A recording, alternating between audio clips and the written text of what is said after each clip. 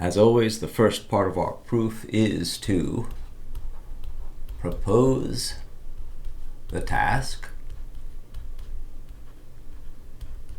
And here the task is to show that the limit as x approaches 4 of x squared plus x minus 11 is equal to 9. The second part of our proof is exhibit the givens.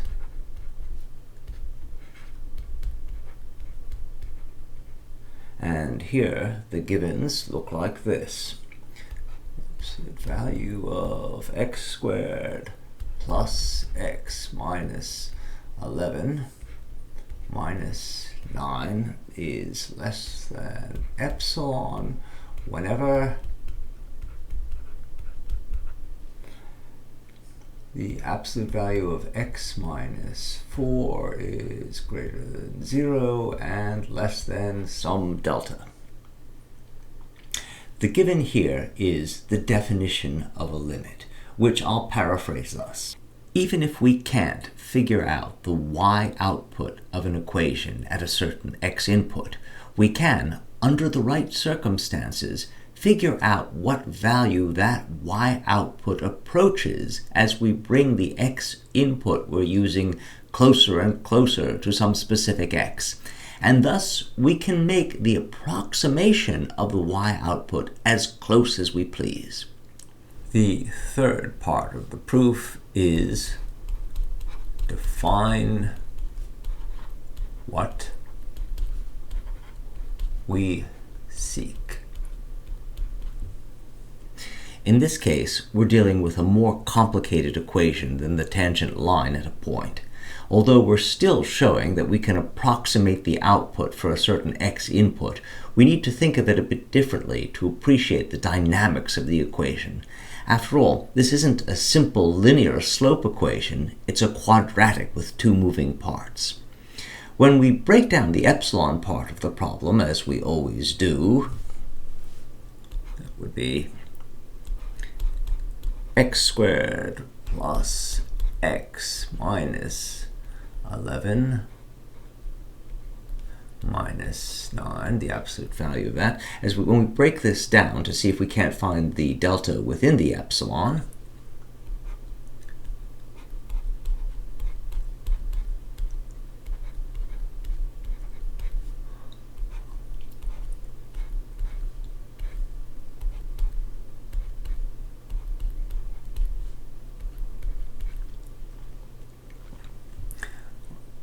these are set to less than epsilon.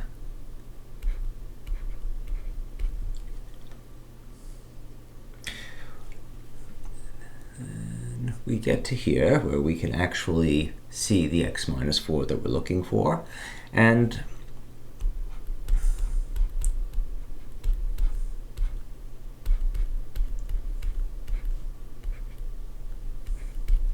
what we'd really like to do is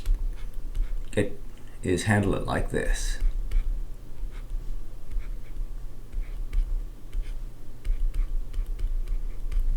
And there an end. Here's our candidate for delta. In fact, in broad outline, this is exactly what we're going to do. We're going to find a way to define delta so that it takes account of and undoes everything else the equation is doing to make our output veer into quantities plus or minus epsilon greater or less than the one we're really interested in. If we had an epsilon derived from a linear equation like this, let's see, the limit as x approaches 4 of 3x minus 8 equals 4, and we solved it in the usual way. 3x minus 8 minus 4, the absolute value of that is less than the epsilon, then 3x minus 12 less than epsilon, we can factor out the 3. X minus 4 absolute value is less than epsilon, and then absolute value of x minus 4, which interests, well, that's x approaches 4, not x minus 4. The value of x minus 4 would be less than epsilon over 3, and here's our candidate for the delta. And of course this would work perfectly well. When we got to the final stage of the proof, we'd say, all right, 3 times x minus 4 needs to be less than epsilon, and the 3 would be times our delta. This needs to be less than epsilon, but we've defined the delta to be less than e over 3, so 3 times something less than e over 3 is, of course, going to give us our output, which would be less than epsilon. But here we have a variable in the denominator of our delta, and that needs to be defined for our equation to focus. So what we seek here is a way to define delta that is sufficiently precise. It's already general enough for our purposes. Now we've reached part 4 of our proof. Prepare the materials.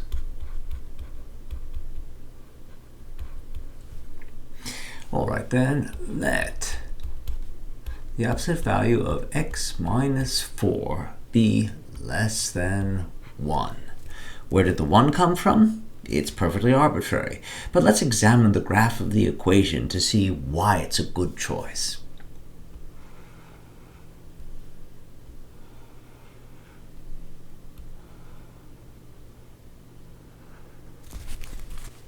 Now let's suppose this is our function, so let's extend this about a bit. Let's say this is where x equals 4, and this is where the output is 9.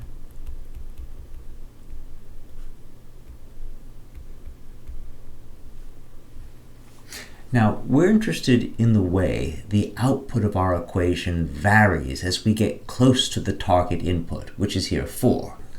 So the difference between our input and 4 can be anything we like, so long as it's relatively close.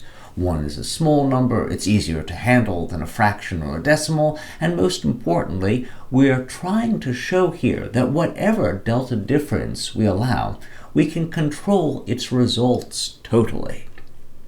Since any size delta on the input will do to show that we can control the epsilon of the output, 1's as good a number as any. So then, if the absolute value of x minus 4 is less than 1, that is to say, if we're allowing a difference of nearly plus or minus 1 around the 4 here, we can rewrite this absolute value as an inequality. So x minus 4 is less than 1 and greater than negative 1. And by adding 4 to each part, we can find the value of x plus 4 plus 4 plus 4. We then get 3 is less than x, which is less than 5. And this means that if the delta difference is less than 1, then the domain of the input is going to be the union of 3, 4, and 4, 5. So let's see. That would be, say this point here is 3, and this point here is 5. And if we input the 4 and the 5 into the whole equation, that is to say the x squared plus x minus 11, our f at x equals this, then we're going to see that, well, at f of 3, we've got 3 squared, that's 9, plus 3 minus 11, that's 12 minus 11, which is equal to 1. So when x is 3, y is going to be, well, 1. I realize this isn't really very nicely to scale.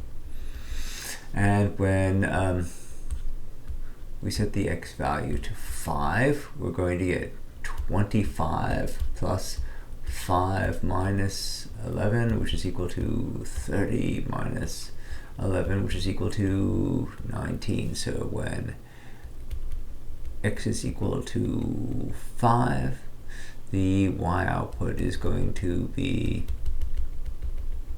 19. So now we can see the domain of the delta difference minus delta plus delta, and the range of the epsilon error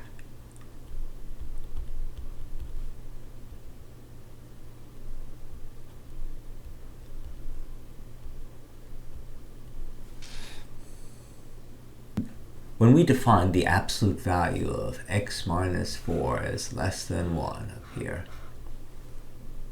We said that the most this part of the whole equation can do, the x minus 4. Let's look at the whole equation. So we had x plus absolute value of x plus 5 times the absolute value of x minus 4. When we defined the x minus 4 as we did up here, we said that the most this part of the equation, the absolute value of x minus 4, can do is multiply the output of the equation by something close to 1. So this part is going to be less than 1, less than 1, and that's not going to account for the range of the equation, which we see on the graph is between 1 and 19. So clearly, this x plus 5 is up to a certain amount of mischief.